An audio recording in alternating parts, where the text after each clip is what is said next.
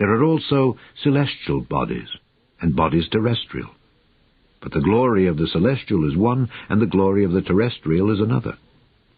There is one glory of the sun, and another glory of the moon, and another glory of the stars. For one star differeth from another star in glory. So also is the resurrection of the dead. It is sown in corruption. It is raised in incorruption. It is sown in dishonor. It is raised in glory. It is sown in weakness. It is raised in power. It is sown a natural body. It is raised a spiritual body. There is a natural body, and there is a spiritual body. And so it is written, the first man, Adam, was made a living soul. The last Adam was made a quickening spirit. Howbeit, that was not first which is spiritual, but that which is natural, and afterward that which is spiritual.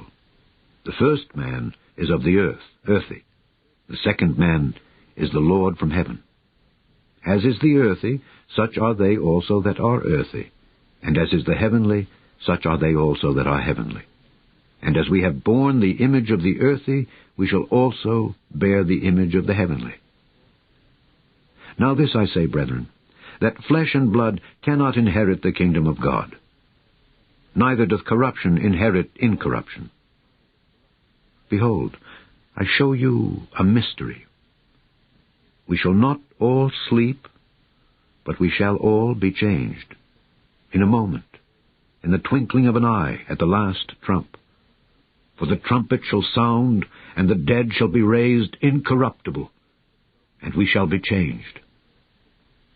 For this corruptible must put on incorruption, and this mortal must put on immortality.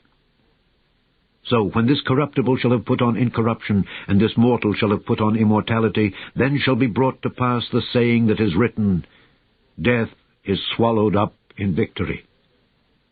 O death, where is thy sting? O grave, where is thy victory?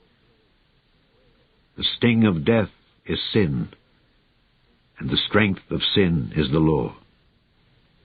But thanks be to God, which giveth us the victory through our Lord Jesus Christ. Therefore, my beloved brethren, be ye steadfast, unmovable, always abounding in the work of the Lord, forasmuch as ye know that your labor is not in vain in the Lord.